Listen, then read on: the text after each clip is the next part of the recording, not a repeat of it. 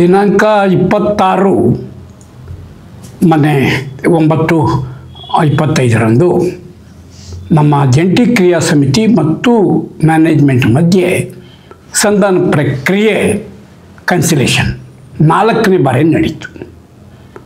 4ನೇ ಬಾರಿ ಸಹ ಯಾವುದೇ ಒಂದು ಫಲಿತಾಂಶ ಇಲ್ಲದೆ ಮತ್ತು 14ನೇ ತಾರೀಕಿಗೆ ಮುಂದುವರೆದಿದೆ.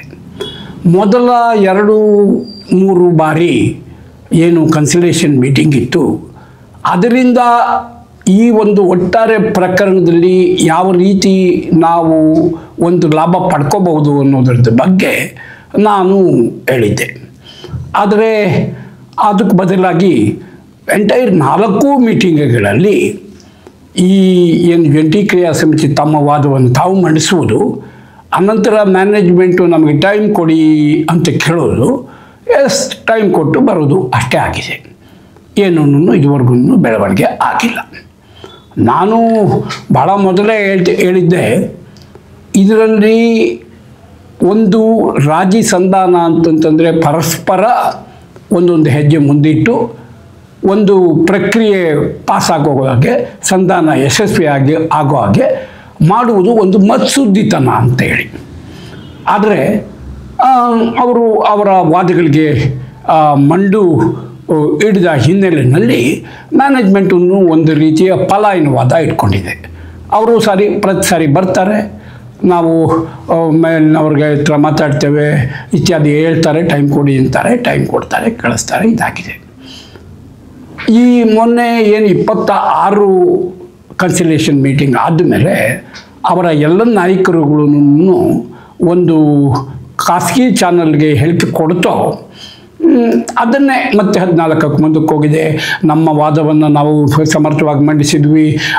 ಈಗ ಅವರು ಯಾರು MD ಅವರು ವಿದೇಶ ಪ್ರವಾಸದಲ್ಲಿದ್ದಾರೆ, ಆ ಕಾರಣಕ್ಕಾಗಿ ಹಬ್ಬಗಳೆಲ್ಲ ಮುಗಿಲಿ ಆ ನಂತರ ಅಂತ ಹೇಳ್ಕೊಂಡು ಡೇಟ್ ಕೊಟ್ಟಿದ್ದಾರೆ ಅಂತ ಹೇಳ್ತಾರೆ. ಇಷ್ಟೇ ಅದು ವಿಷಯ. ಎಲ್ಲರೂ ಹೇಳಿದ್ರು.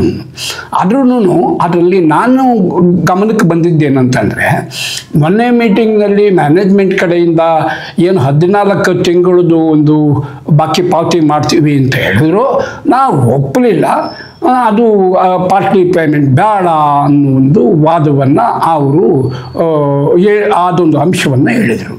ಆದರೆ ನಾನು ಈಗಾಗಲೇ ಕಳೆದ ಆಗಸ್ಟ್ 14ನೇ ತಾರೀಕಿನೇ ಮುಖ್ಯಮಂತ್ರಿಗಳಿಂದ ಹಿಡಿದು CS ಚೀಫ್ ಸೆಕ್ರೆಟರಿಯಿಂದ, ಟ್ರಾನ್ಸ್ಪೋರ್ಟ್ ಸೆಕ್ರೆಟರಿಯಿಂದ, ನಮ್ಮ MDವರೆಗೂ ಎಲ್ರಿಗೂ ನೀವು 14 ತಿಂಗಳದು ಬಾಕಿ ಪಾವತಿ ಮಾಡುವುದಕ್ಕೆ ಯೂನಿಯನ್ ಜೊತೆಯಲ್ಲಿ ಹೇಳಿದ್ದರೆ ಅಥವಾ ನೀವು ಸಿದ್ಧರಿದ್ದರೆ ದಯವಿಟ್ಟು ಬಿಡುಗಡೆ ಮಾಡಿ. ಅದನ್ನು ಬಿಡುಗಡೆ ಮಾಡಿದರೆ ಅಟ್ಲೀಸ್ಟು ಒಂದು ಸ್ವಲ್ಪ ಹಣ ತಗೊಂಡಂಗೂ ಆಗುತ್ತೆ, ಮತ್ತು ಬಾಕಿ ಹಣಕ್ಕೆ ಮತ್ತೆ ತಿರ್ಗಾ ಹೋರಾಟ, ಮಾತುಕತೆ, ಮತ್ತೊಂದು ಮುಂದುವರಿಲಿ ಅನ್ನೋ ಒಂದು ರೀತಿಯ ಮಾತುಗಳನ್ನು ಹೇಳಿದ್ದೆ.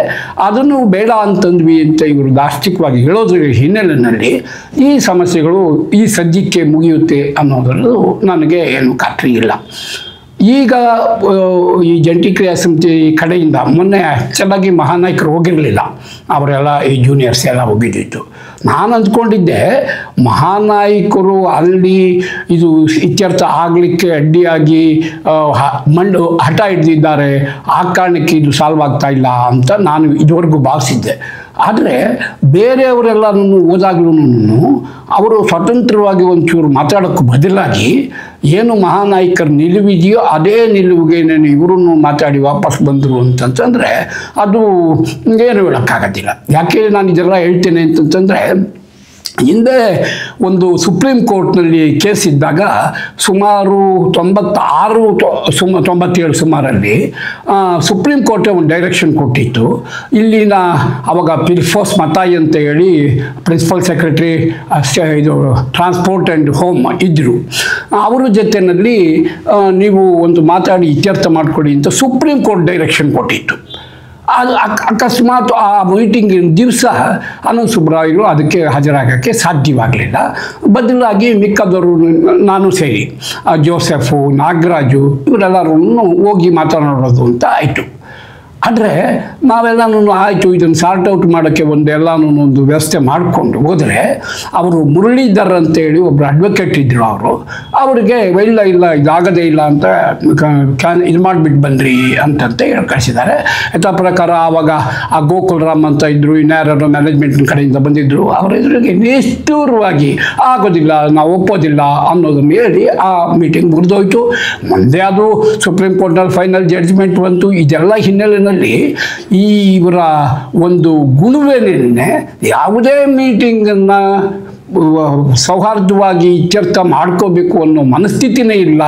ಬೇಕೋ ಬೇಡವೋ ಎಲ್ಲ ಮೀಟಿಂಗ್ಗಳನ್ನ ಇದು ಮಾಡಿ ಅಲ್ಟಿಮೇಟ್ಲಿ ನಾವು ಸರ್ಕಾರ ಮತ್ತು ಮ್ಯಾನೇಜ್ಮೆಂಟ್ ಬಗ್ಗಿಸಿಯೇ ನಾವೆಲ್ಲ ಪಡ್ಕೋತೀವಿ ಅನ್ನೋ ಒಂದು ಧೋರಣೆ ಕಾಣಿಸ್ತಾ ಇದೆ. ನಾನೇನು ಅವ್ರನ್ನ ಬಗ್ಗಿಸಿ ತಗೊಳ್ಳೋದಾದರೆ ಬೇಡ ಅಂತ ನಾನು ಹೇಳಲ್ಲ, ಅಥವಾ ಅದು ತಪ್ಪು ಅಂತಲೂ ಹೇಳಲ್ಲ. ಆದರೆ ನಾನು ಹೇಳ್ತೀನಿ 98ರಿಂದ ನಿಮಗೆ ರೆಕಗ್ನೈಸೇಷನ್ ಇದೆ. 2020ವರೆಗೂ 5-6-7 ಏನು ಆಯಿತು ವೇಜ್ ರಿವಿಷನ್ಸು, ಯಾವಾಗಲೂ ನೀವು ಮಾತುವಾಡಲಿಲ್ಲ, ಏನು ಇದು ಮಾಡೋಕ್ಕೂ ಆಗಲಿಲ್ಲ. ಕೊನೆಗೆ ಕನಿಷ್ಠ ಪಕ್ಷ 2023ರಲ್ಲಿ ಅನ್ಬು ಕುಮಾರ್ ಅವರಿದ್ದು ಒಂದು 6-7 ಮೀಟಿಂಗ್ಗಳು ಮಾಡಿದ ನಂತರವೂ ಕಡೆ ಗಳಿಗೆಯಲ್ಲಿ ಬೈಕಾಟ್ ಮಾಡಿ 15% ಬೆಳಗ್ಗೆ ಎದ್ದು ಅವ್ರು ಅನೌನ್ಸ್ ಮಾಡೋಂಗಾಯಿತು. ಹಾಗಾಗಿ ಸುಮ್ಮನೆ ಹಠ ಹಿಡಿದು ನೌಕರರನ್ನು ಆ ಕಡೆ ಕನಿಷ್ಠ ಪಕ್ಷ 38 ತಿಂಗಳು ಬದಲು 14 ತಿಂಗಳಾದರೂ ಇವಾಗ ಬರುತ್ತೆ, ಅದು ಕೊಟ್ಬಿಡಿ ಆಮೇಲೆ ಮುಂದಕ್ಕೆ ಮಾತಾಡೋಣ ಅನ್ನೋ ಒಂದು ದಾರಿ ಆದರೂ ಹಿಡಿದೇ ಇರೋದು ಆಕ್ಷೇಪಣೀಯ. ಆದ್ದರಿಂದ ಈ ಹಿನ್ನೆಲೆಯಲ್ಲಿ ನಾನು ಒಂದು ಬೇರೆ ರೀತಿಯ ಒಂದು ಕಾರ್ಯಕ್ರಮವನ್ನು ಆರಂಭಿಸಿದ್ದೇನೆ. ಅದನ್ನು ವಿಶೇಷವಾಗಿ ಈಗ ಹೇಳಲಿಕ್ಕೆ ಹೊಸದಾಗಿ ಬಯಸ್ತೇನೆ. ದಿನಾಂಕ 14/8/25 ನಾನು ಈಗಾಗಲೇ ಹೇಳಿದೆ ಆ ಒಂದು ಅರಿಯರ್ಸು 14 ತಿಂಗಳು ಕೊಡ್ತಿರಲ್ಲ ಅದನ್ನು ರಿಲೀಸ್ ಮಾಡಿಬಿಡಿ ಅನ್ನೋ ರೀತಿ ಎಲ್ಲರಿಗೂ ಏನು ಹೇಳಿದೆ. ಆವತ್ತೇನೆ ನಾನು ಇನ್ನೊಂದು ಕೆಲಸ ಮಾಡಿದ್ದೆ. ಈ ಕರ್ನಾಟಕ ಸರ್ಕಾರದ ಉಚಿತ ಕಾನೂನು ಸೇವೆಗಳ ಪ್ರಾಧಿಕಾರ ಅಂತ ಇದೆ, ಇದು ಡಬಲ್ ರೋಡಲ್ಲಿ ಯಾರೋ ಒಂದು ಕೋರ್ಟು, ಅಲ್ಲಿ ನಾನು ಒಂದು ಈ ಹೈಕೋರ್ಟ್ನಲ್ಲಿ ನಾವು ಚಾರ್ಟರ್ ಆಫ್ ಡಿಮ್ಯಾಂಡ್ ಏನು ಕೊಟ್ಟಿದ್ವಿ 23ನೇ ಇಸ್ವಿ ಡಿಸೆಂಬರ್ನಲ್ಲಿ, ಆ ಚಾರ್ಟರ್ ಆಫ್ ಡಿಮ್ಯಾಂಡನ್ನು ಬಗ್ಗೆ ಮ್ಯಾನೇಜ್ಮೆಂಟು ಏನೂ ಮಾಡಿಲ್ಲ. ಅದಕ್ಕಾಗಿ ನಾವು ಕರ್ನಾಟಕ ಹೈಕೋರ್ಟ್ನಲ್ಲಿ ರಿಟ್ ಆಫ್ ಮ್ಯಾಂಡಮಸ್ ಹಾಕಬೇಕು ಅಂತ ಬಯಸಿದ್ದೇವೆ. ಅದಕ್ಕೊಬ್ಬ ಸೀನಿಯರ್ ಅಡ್ವೊಕೇಟನ್ನು ನಮಗೆ ಕೊಡಿ ಅಂತ ಹೇಳಿ ನಾನು ಆ ಉಚಿತ ಕಾನೂನು ನೆರವು ಮಂಡಳಿಗೆ ದಿನಾಂಕ 14ನೇ ತಾರೀಕು ಒಂದು ಮನವಿ ಕೊಟ್ಟಿದ್ದೆ. ಅದರದ್ದು ವಿಷಯ ಸಬ್ಜೆಕ್ಟ್ ಇಷ್ಟು: ನಮ್ಮ ಸಂಘವು ಸಲ್ಲಿಸಿದ್ದ ಚಾರ್ಟರ್ ಆಫ್ ಡಿಮ್ಯಾಂಡ್ ಬಗ್ಗೆ ಸಂಧಾನ ನಡೆಸುವಂತೆ ಕೋರಿ ರಾಜ್ಯ ಉಚ್ಚ ನ್ಯಾಯಾಲಯದಲ್ಲಿ PIL ಅಥವಾ ರಿಟ್ ಆಫ್ ಮ್ಯಾಂಡಮಸ್ ದಾಖಲಿಸಲು ಕಾನೂನು ನೆರವು ನೀಡಲು ಕೋರಿ ಮನವಿ ಅಂತ ಒಂದು ಸಲ್ಲಿಸಿದ್ದೆ. ಅದಕ್ಕೆ ಮೊನ್ನೆ 6ನೇ ತಾರೀಕು ಒಂದು ಉತ್ತರ ಕೊಟ್ಟಿದ್ದರು. ಆ ಉತ್ತರದಲ್ಲಿ ನಮ್ಮ ಒಂದು ಮನವಿಯನ್ನು ಪರಿಶೀಲನೆ ಮಾಡಿದ್ದೇವೆ. ಅದು ಫಸ್ಟ್ ಆಫ್ ಆಲ್ ನೇರವಾಗಿ ಅದು ಕೊಡೋಕ್ಕೂ ಮುಂಚಿತವಾಗಿ ನಿಮ್ಮೆಲ್ಲ ದಾಖಲೆಗಳನ್ನು ತಗೊಂಡು ಬಂದು ನಮ್ಮ ಜೊತೆಯಲ್ಲಿ ಸಂಪರ್ಕಿಸಿ ಅಂತ ಹೇಳಿಕೊಂಡು ಹಿರಿಯ ಸಿವಿಲ್ ನ್ಯಾಯಾಧೀಶರು ಹಾಗೂ ಉಪ ಕಾರ್ಯದರ್ಶಿ ಅವರು ನಮಗೆ ಒಂದು ಪತ್ರವನ್ನು ಬರೆದಿದ್ದಾರೆ. ಆ ಪತ್ರದ ಪ್ರಕಾರ the matter is refer to the Karnataka meditation centre Bangalore ಅಂತ ಹೇಳಿ ಮಾಡಿದ್ದಾರೆ. ಅದಕ್ಕೆ ನಾನು ಈಗಾಗಲೇ ನಿನ್ನೆ ಒಂದು ಮ್ಯಾನೇಜ್ಮೆಂಟ್ ಕಡೆಯಿಂದನೂ ಕರೆಸಿ ನಾವು ಬರ್ತೇವೆ, ನಮ್ಮ ದಾಖಲೆಗಳು ನಾವು ಕೊಡ್ತೇವೆ, ಅವ್ರ ದಾಖಲೆಗಳನ್ನು ಕೊಡಲಿ.